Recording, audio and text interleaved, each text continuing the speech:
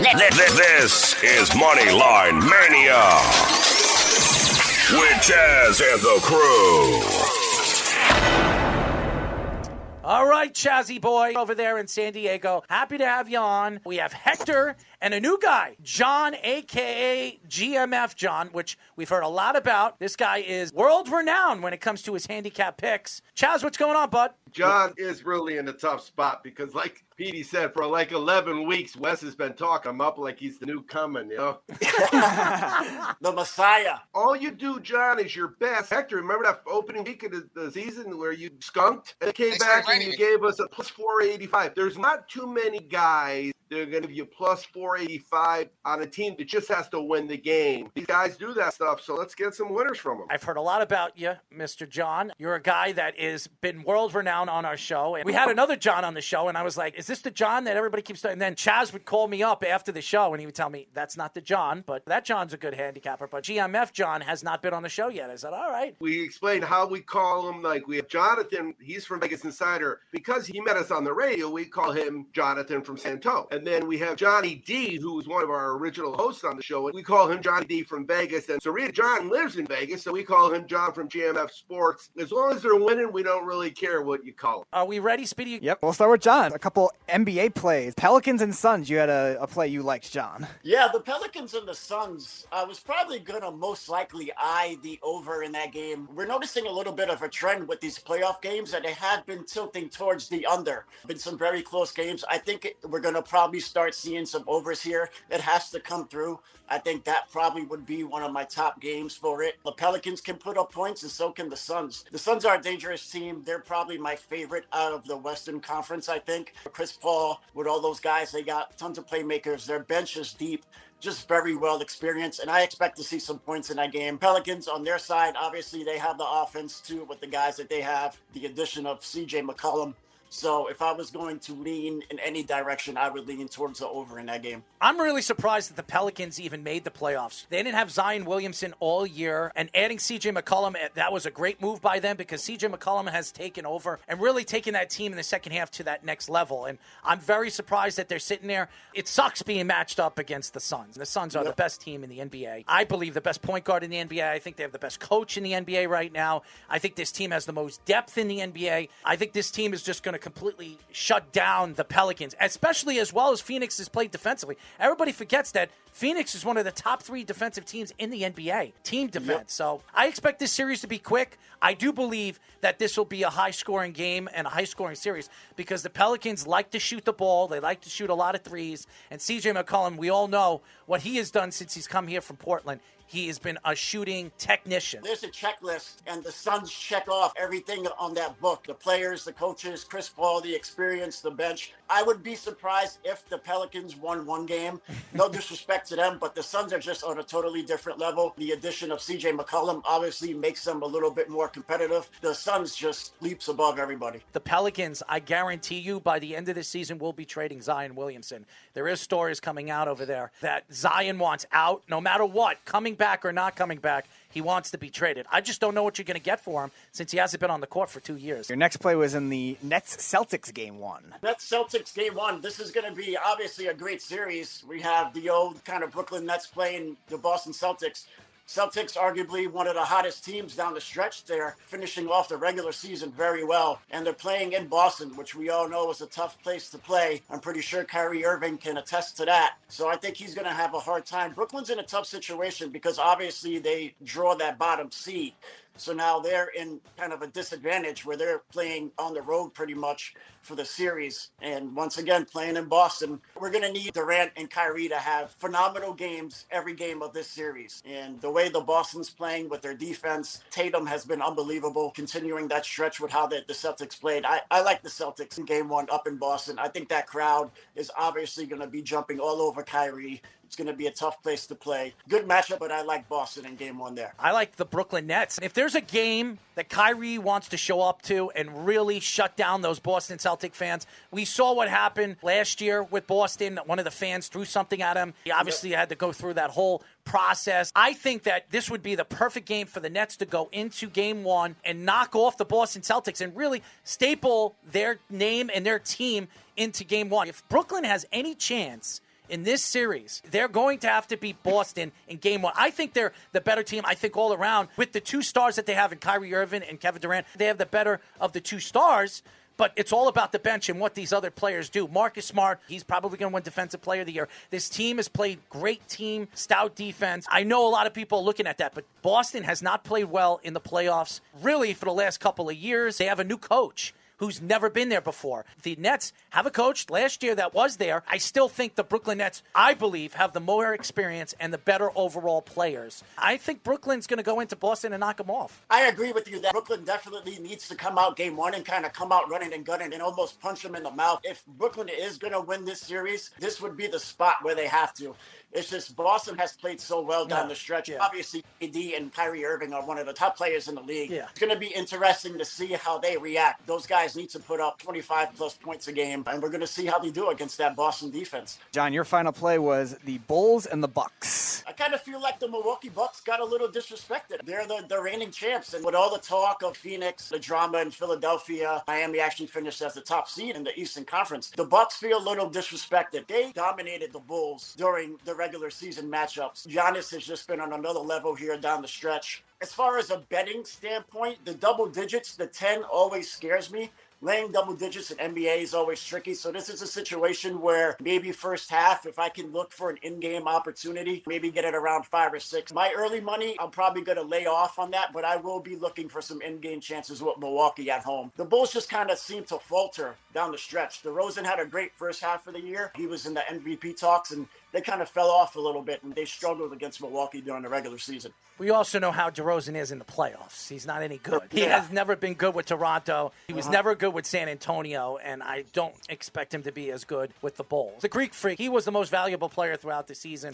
I know it was Joel Embiid everybody was talking about, but Joel Embiid kind of fell off, obviously because of James Harden. He demands the ball more. I don't think Joel Embiid's going to win the MVP. I think it's going to be the Greek Freak. Fantastic all season long. He's gotten better and better, and that team has played better at home, too, in the second half of the season. So I don't think the Bulls are going to challenge them at all in this series. Towards the end of the regular season, the Milwaukee Bucks was putting up 120. They had a couple games where they put up 130 points.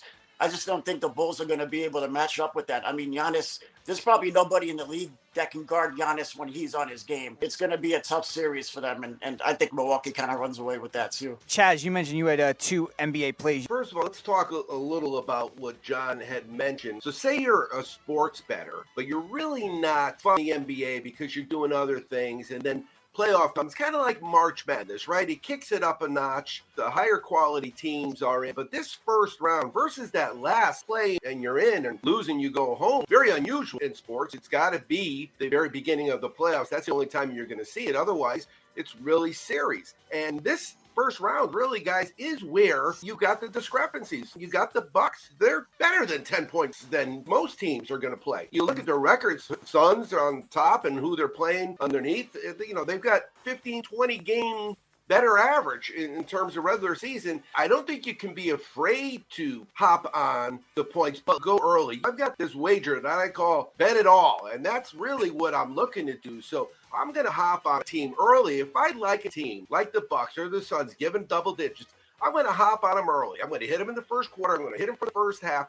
And then I'm going to sit around because the second half, you might come back and bet against them. And then, like John said, that 10.5 is a lot. They're up by 15. The game's over. If you've ever watched an NBA basketball game, that last 90 seconds is incredible. The stuff that happens, fouls, three-pointers, and the next thing you know, they win by 9.5. But because you had that 5 and you had the first quarter, and maybe even had the other team, and so you're at the bar that night, and you say, hey, I did good today. And the guy next to you goes, those sons of bitches. You see how they got backdoored? And then you laugh because, yeah, you went 3-1 and the Bucks lost. And that's the beauty of what we do. It really is. The one thing that John mentioned was that he really liked the over. Here's my concern on this game. My concern is that the Suns have had 7 of their last 8 games go under. They played 7 of their last 10 games on the road. They're going to be at home, and they could end up having a very, very big lead. And if they have a very big lead, the game slows down, and that over is going to be difficult. So though I like Phoenix team total over, I'm going the other way, and I'm going also the Pelicans team total under. And this way, what I'm hoping is, 25-point lead. All the Pelicans are doing is trying to get back to the hotel. Atlanta, Miami. I see that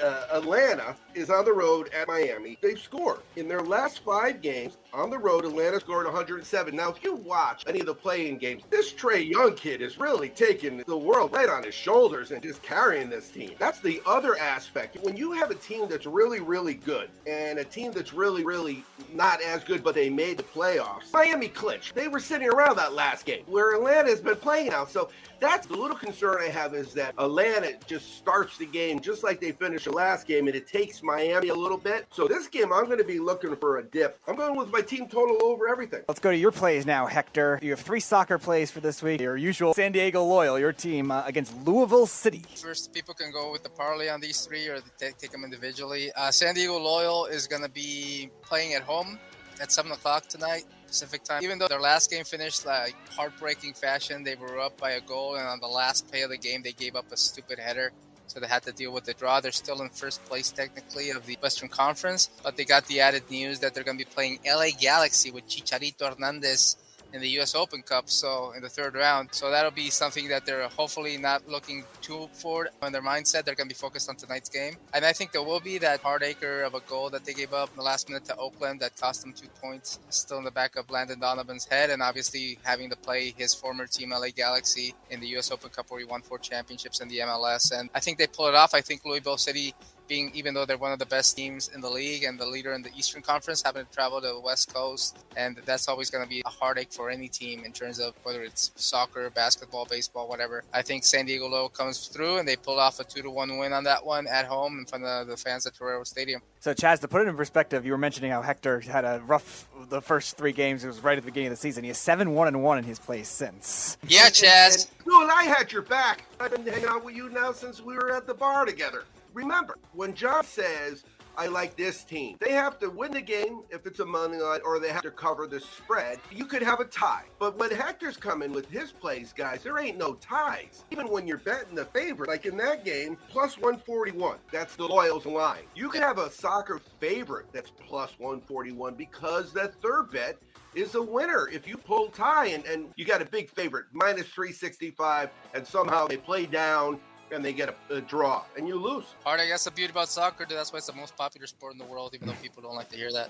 My second game, I'm going to go with Phoenix Rising, the rivals of San Diego Loyal, against New Mexico. On social media, these 2 teams hate each other. If you ever follow domestic soccer on Twitter, fan bases there. I don't know what the history is between those 2 people, but every other second somebody's posting a GIF or something attacking each other. It's gone beyond rivalry. Now it's like a hatred. Phoenix Rising is going to be playing at home. Obviously, they're one of the best teams historically in the league, and New Mexico United is having a decent season so far, but I think anytime you play Phoenix Place at home in front of their stadium, the Bandito crowd, I don't know how Loyal pulled it off last game when we were talking about they were plus 460 something. I believed in them and they pulled through, but I don't think New Mexico is going to be able to, because of that rivalry factor and Phoenix playing at home. And I think it's not even going to be close on this one. I think they pulled this one out 3-1. OC versus Sacramento Republic.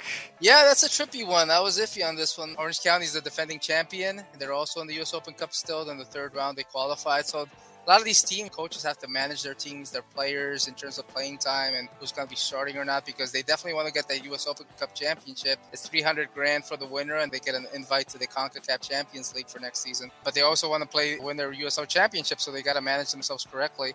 I think Orange County is going to wipe off blinders from the drama and the hangover from the championship last year that they won. They're going to be playing at home again in front of their home stadium, which also gets kind of rowdy. Sacramento Republic, although they've had a decent season so far as well, kind of like New Mexico, going into Orange County, the champs, needing a win at home, getting those 3 points and putting back themselves into contention for the playoffs this season. I think Orange County pulls it off in a close one and a low-scoring one, 1-0. Chaz, you mentioned Worldwide West, even not on the show this week, sent you an NHL play. the odds on that parlay, the 3-teamer, are like 6-1, which when you're dealing with money lines, John, how big favorite you got to do to get a money line 6-1 for 3 teams, right? Sometimes it's even money. Yeah, sometimes it's even money. So when you're playing money line, 6-1 odds on a 3-teamer, that's actually pretty good. More traditional odds. It's like you cover the point spread is a 6-1. That's the other aspect of Hector. When he's 7-1, you got to hop on some of those parlays. Maybe not all 3 of them, but the bottom line is in soccer, parlays are really, really cool because they just got to win